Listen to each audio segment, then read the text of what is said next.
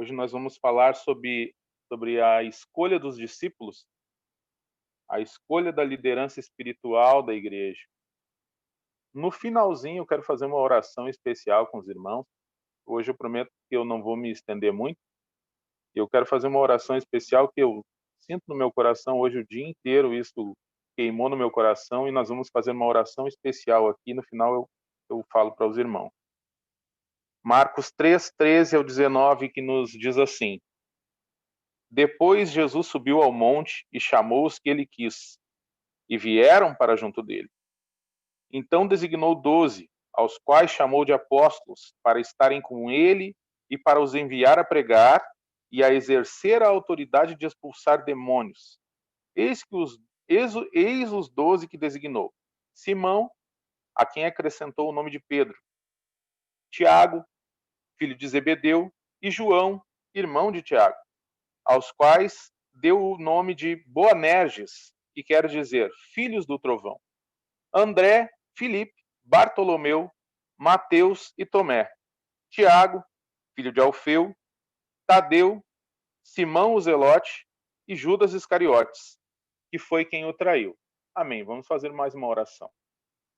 Senhor nosso Deus, te entregamos esse momento nas tuas mãos.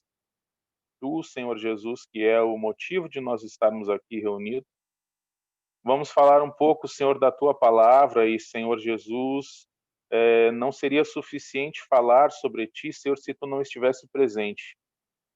Senhor Jesus, queremos sentir a tua presença ao nosso lado, Senhor, e que a tua palavra alcance ao coração dos irmãos e todos aqueles que irão ouvir posteriormente essa mensagem. Senhor Jesus, não vem de mim, não é a minha pessoa, Senhor Jesus, mas vem de ti e, Senhor, nós precisamos de ti, precisamos do auxílio do teu Espírito Santo, Senhor, para nos iluminar em relação à tua palavra, Senhor Jesus, para abrir o nosso entendimento, Senhor Jesus, e que tu venhas falar, Senhor, a cada um de nós. É o que eu te peço no teu nome santo e maravilhoso, Jesus. Amém. Então, irmãos, a escolha da liderança espiritual da igreja. Jesus, primeiro de tudo, aqui nos diz que o que Jesus faz primeiro é, ele chama os apóstolos dentre os discípulos. E era um número significativo de discípulos que estavam seguindo a Jesus. Versículo 7, aqui do mesmo capítulo 3, diz assim: Jesus se retirou com os seus discípulos para o mar. Uma grande multidão o seguia. Eram pessoas que vinham da Galiléia, da Judéia, de Jerusalém, da Idumeia, do outro lado do Jordão e dos arredores de Tiro e Sidom, porque ouviam falar das coisas que Jesus fazia. Porém, em determinado momento, Jesus opta por colocar as coisas em ordem. E o que é um discípulo? Um discípulo é alguém que está aprendendo, é alguém que está iniciando. Na igreja, na nossa igreja, nós temos, eu acredito que na maioria das igrejas, nós temos um departamento de discipulado. O que é esse departamento? Esse departamento é voltado para as pessoas novas convertidas. São pessoas que chegam recentemente na igreja e elas são trabalhadas dentro desse departamento. Uma vez ou duas por semana, elas têm uma aula com o professor que vai explicar o básico do básico para essas pessoas. Porque elas são bebês na fé, né? E bebê, a gente não dá churrasco para o bebê.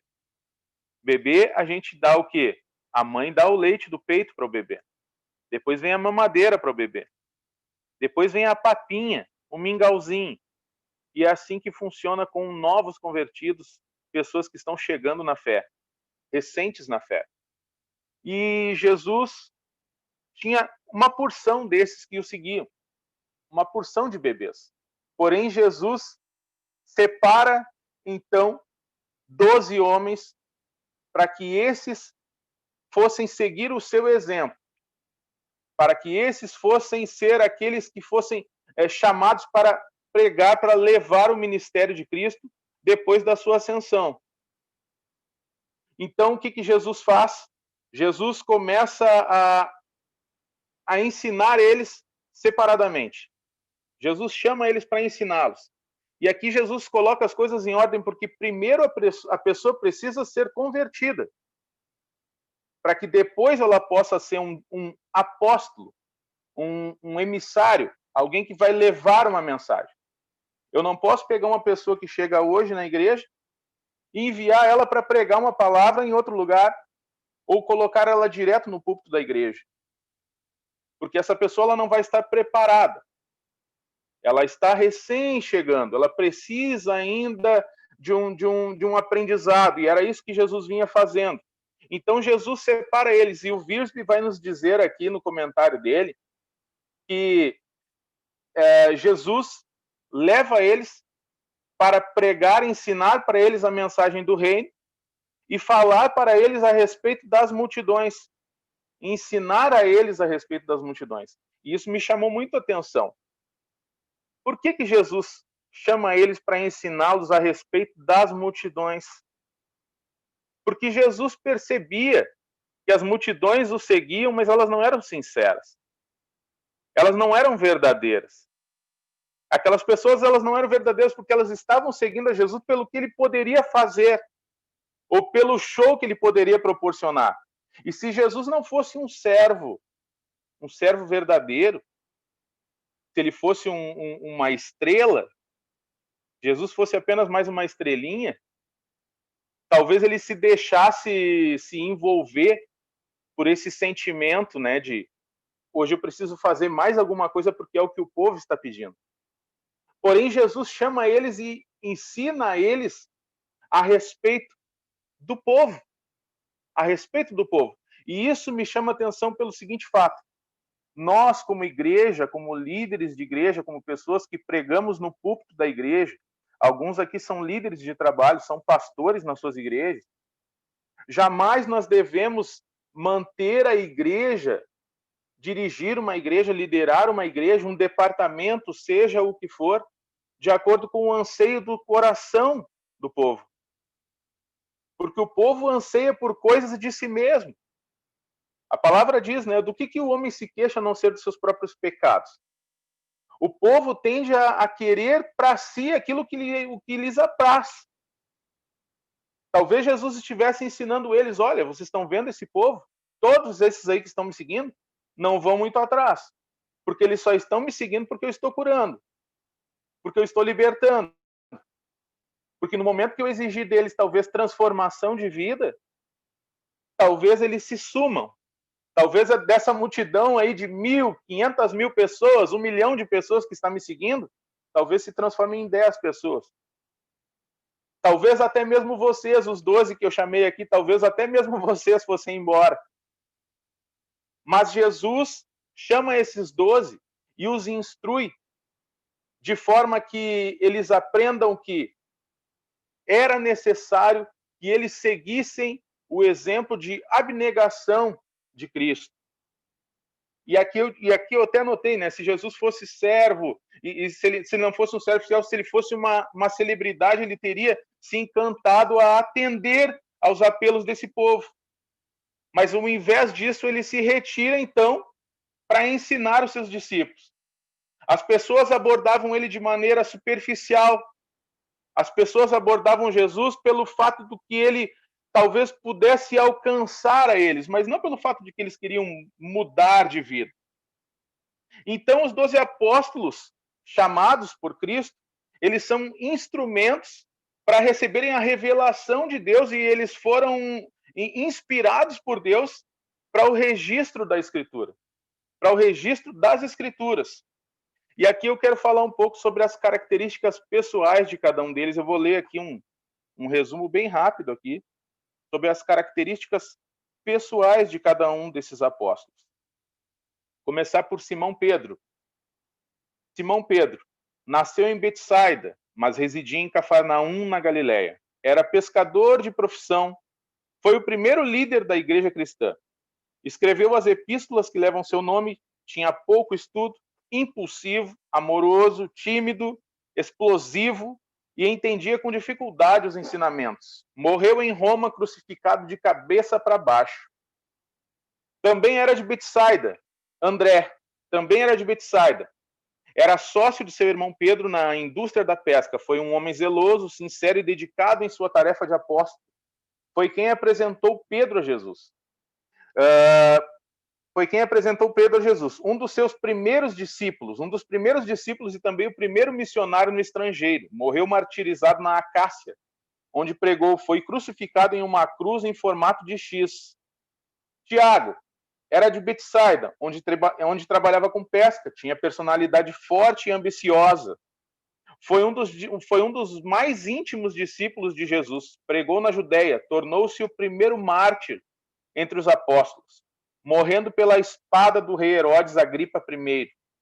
João também era de Betsaida e trabalhava com seu irmão Pedro na pesca. A princípio era de espírito exaltado e indisciplinado. Fazia parte também do rol dos discípulos mais chegados ao Mestre. Trabalhou pregando em Jerusalém. Escreveu o Evangelho e as epístolas que levam seu nome, e também o Apocalipse. Terminou seu ministério em Éfeso e Ásia Menor. Morreu de morte natural, provavelmente com 100 anos de idade. O único que não foi martirizado. Filipe, nascido em Betsaida, provavelmente exercia a profissão de pescador. Possuía uma personalidade tímida e inicialmente um pouco incrédulo. Teve um brilhante ministério na Ásia Menor, trabalhou também na Frígia, foi sepultado em Hierápolis. Desconhece-se, porém, o motivo de sua morte. Provavelmente foi um mártir. Bartolomeu era de Caná da Galileia. Sua profissão é desconhecida. Foi uma pessoa em quem não se via dolo, fraude, era honesto.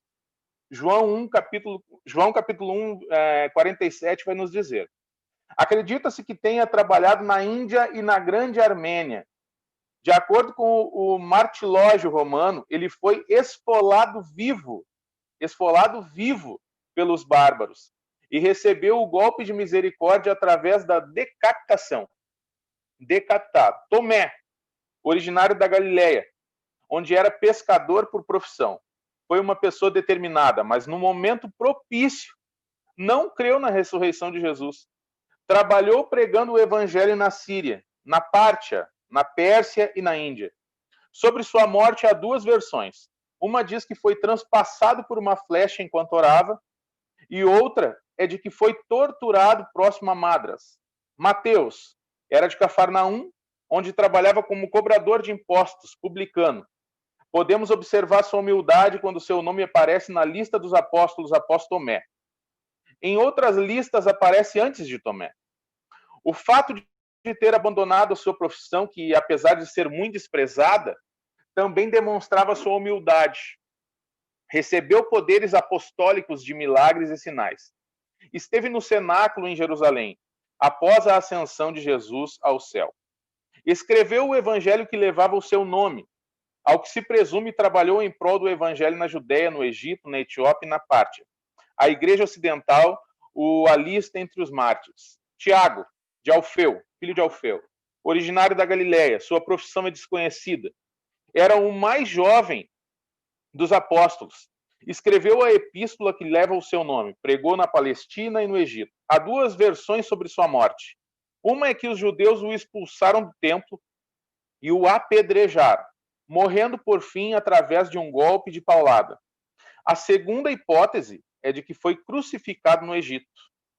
Judas, o Tadeu, nascido na Galileia, a sua profissão também é desconhecida.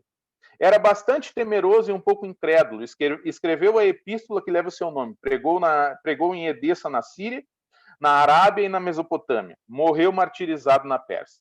Simão, o zelote originário da Galileia, a sua profissão está também entre as desconhecidas. Era uma pessoa zelosa e cuidadosa em sua vida e ministério. Pregou o evangelho na Pérsia e morreu crucificado.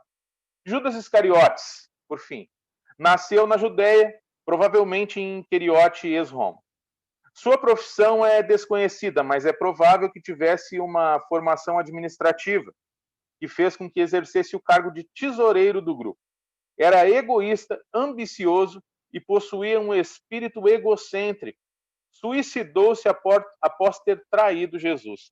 Então, aqui um resumo bem rápido, alguns minutinhos que eu achei interessante a gente investir para falar a respeito da personalidade de cada um deles.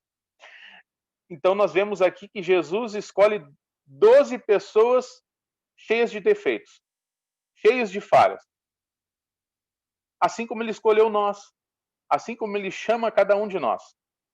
Nós não somos perfeitos, eu não sou perfeito, não sou o melhor pregador, não sou o melhor leitor, não sou o melhor teólogo, não sou o melhor professor, não sou o melhor em nada. Mas mesmo assim, Jesus olha para mim e diz que vai me usar, e resolve que ele vai me usar. Porque ele me vê como um discípulo seu, ele vê cada um de vocês como um discípulo dele, e ele nos chama e nos separa para fazer a sua obra. E quando ele nos chama, nós podemos ter a certeza de que ele nos capacita. Não é porque eu sei bem alguma coisa, porque eu falo bem ou porque eu prego bem. Não, não é por isso. Não é por nenhum mérito meu. Não é por nenhum mérito nosso, assim como não era por nenhum mérito daqueles homens. Não era nenhum mérito dos 12 ser chamado por Cristo. Mas Jesus os chamou e os capacitou. Porque Jesus, quando chama, ele capacita para fazer a sua obra. E quais as características do chamamento dos apóstolos? Primeiro, era ter sido chamado pelo próprio Cristo. Ter sido chamado pelo próprio Cristo. Segundo, ter tido comunhão com Cristo. Terceiro, ter visto Jesus ressuscitado, ressurreto. Essas eram 3 características básicas dos apóstolos, desses 12 apóstolos, desses que foram chamados pelo próprio Cristo, quando ainda eram discípulos, desses que tiveram comunhão com Cristo, que andaram com Cristo, caminharam com Ele, sentaram na mesa com Ele, comeram com Ele. E depois disso, viram Ele sendo crucificado e depois ainda viram Ele ressuscitado. E, irmãos, não tem sucessão de apóstolos, não existe a sucessão de apóstolos. Eles foram os 12 apóstolos, chamados por Cristo dentro dessas 3 características. E hoje, então, a gente vê aí por aí tantos que se denominam apóstolos, né? Que abrem uma igreja e dizem, eu sou o apóstolo tal. Meu nome é apóstolo tal. Eu sou o apóstolo. Pessoas que se autodenominam alguma coisa, porque pensam que são alguma coisa, porque pensam que ser chamado de apóstolo está acima de algum outro cargo dentro de uma hierarquia, e isso faz deles faz com que eles tenham mais poder perante a sociedade. Não basta ser chamado de pastor, não basta ser chamado de diácono, não basta ser chamado de Levi. Agora eu sou um apóstolo. O apóstolo tem um peso. Eu não estou mais tratando com qualquer pessoa, estou tratando com um apóstolo.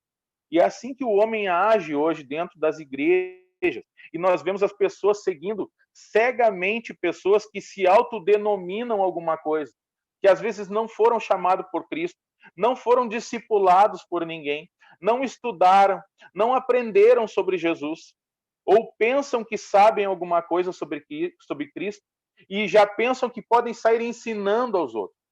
Nós, como servos do Senhor, nós somos chamados para ensinar aos outros.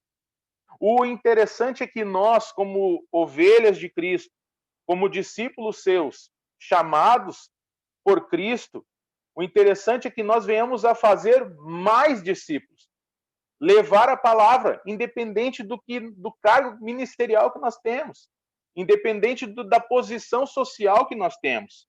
Então, Jesus aqui chama esses 12 improváveis.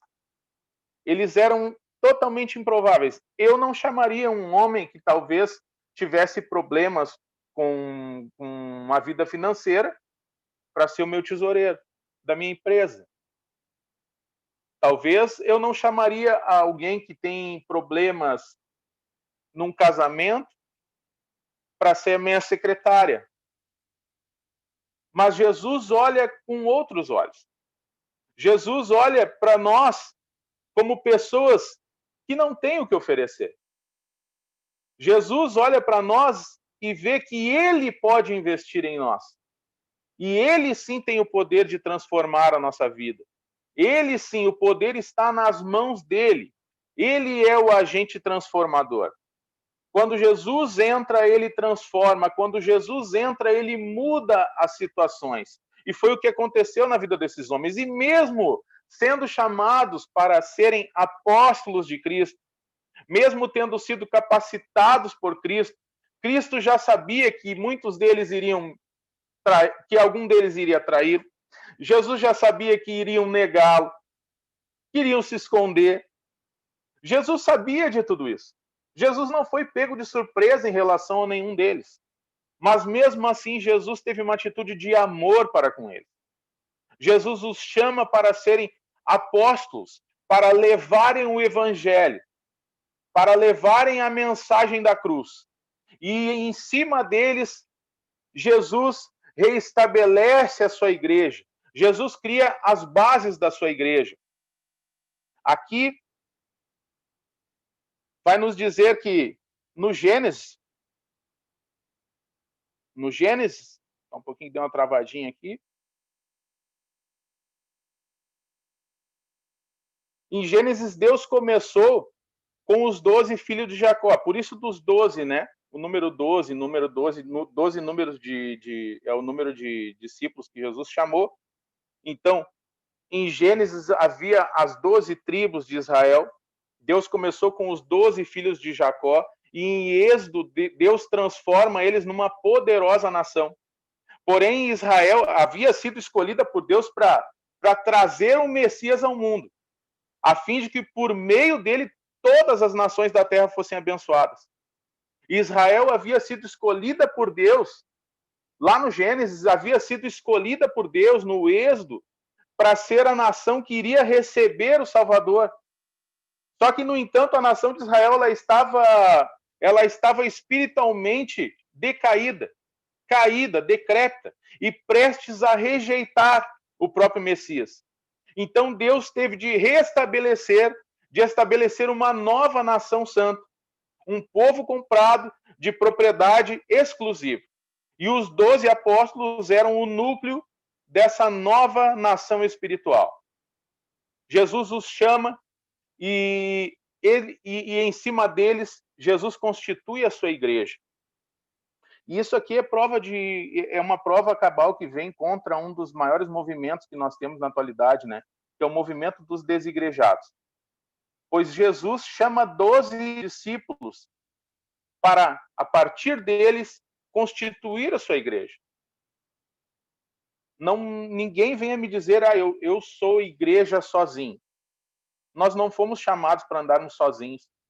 Nós não fomos chamados para sermos igreja sozinhos.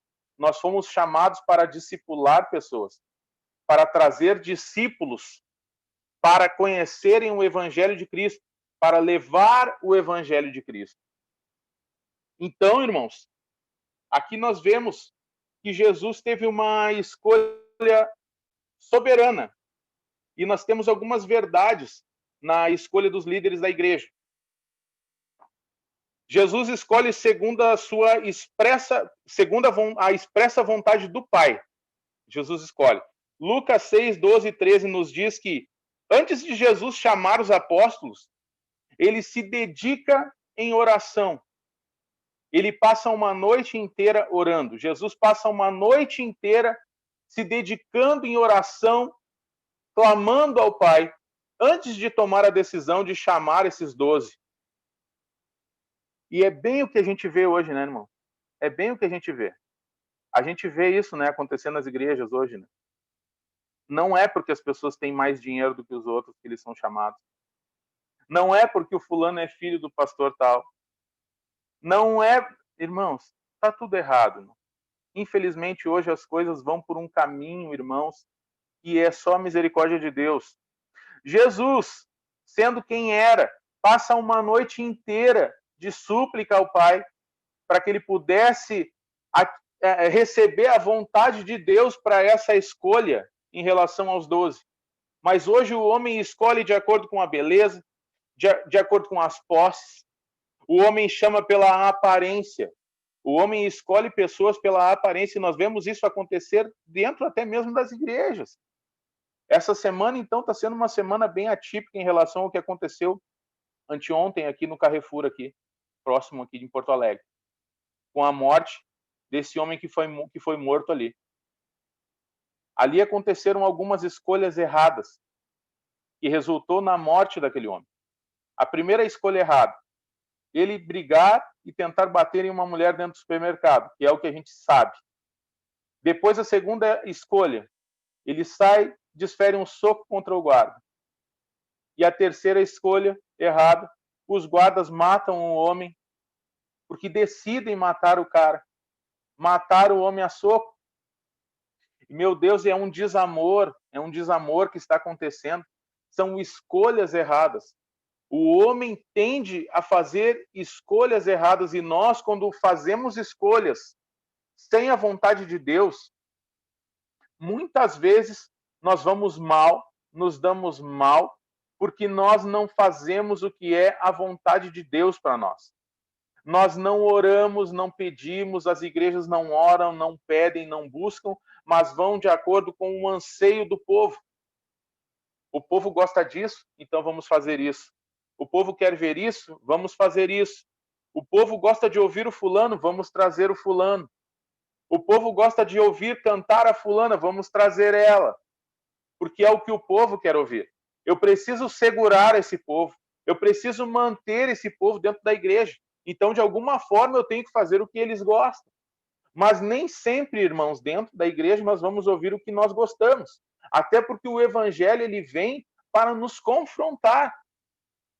O evangelho de Cristo ele vem para confrontar o meu eu. Eu tenho que mortificar o meu eu. Na cruz de Cristo eu tenho que mortificar o meu eu, as minhas vontades, e nascer em Cristo Jesus, permitir que Cristo nasça em mim. Então, irmãos, aqui nós vemos, Jesus escolhe os que ele quer. E Jesus não escolheu esses homens baseado numa pesquisa, baseado em perguntas, baseado em chamar alguém da multidão e perguntar para alguém: me diz uma coisa, tu acha que o Simon é uma pessoa boa para que eu possa escolher? Tu acha que a Darielle canta bem o suficiente para que eu possa chamá-la para trabalhar comigo nesta grande obra? Não! Jesus busca no Pai. Jesus busca no Pai a confirmação. Então, os 12, eles não eram homens de status social, eles não eram ricos, eles talvez tinham pouca educação, eles não eram líderes eclesiásticos, eles não eram homens mirabolantes, eles eram homens comuns, falhos e comuns. Mas Jesus os capacita no momento em que ele os chama. Jesus os capacita para fazer a sua obra e, através deles, deixar os evangelhos, deixar a sua palavra, para que o mundo tivesse a oportunidade de alcançar a salvação. Através desses 12 improváveis, hoje, Cristo trouxe a nós o seu evangelho. E eu dou graças a Deus, porque esse evangelho de Cristo me alcançou. Eu dou graças porque o evangelho me alcançou. Eu dou graças porque eu fui liberto pelo evangelho. Eu dou graças porque eu vou ao céu através deste evangelho. É através desse evangelho que nós vamos alcançar o Pai. É através desse evangelho que nós vamos chegar a Cristo Jesus. E Mateus 10:40 diz, vamos ler juntos aqui, para finalizar. A autoridade que estava sobre os apóstolos era tão real que Jesus diz em Mateus 10:40, diz assim: quem recebe vocês é a mim que recebe. E quem recebe a mim, recebe aquele que me enviou. Quem recebe um profeta no caráter de profeta, receberá a recompensa de profeta. Quem recebe um justo no caráter de justo, receberá a recompensa de justo. E quem der de beber, ainda que seja um copo de água fria, a um destes pequeninos, por ser este meu discípulo, em verdade lhes digo que de modo nenhum perderá a sua recompensa. Então, meus irmãos, discípulos são aqueles que estão aprendendo, são os estudantes. Os apóstolos são aqueles que foram pós-graduados por Jesus Cristo. Os apóstolos foram pós-graduados por Cristo. E através dessa escolha de Jesus, nós hoje somos abençoados. E nós hoje temos certeza de vida eterna. Através desta escolha de Jesus, deste chamamento de Cristo, Jesus os chama e esse chamamento ele é irresistível. Não tem como resistir o chamamento de Cristo. Jesus os chamou e aqui diz, 13 diz assim, 13 de Marcos. Depois Jesus subiu ao monte e chamou os que ele quis e vieram para junto dele. Jesus os chama e eles vêm, porque esse chamamento é irresistível. Que Deus abençoe a cada um dos irmãos.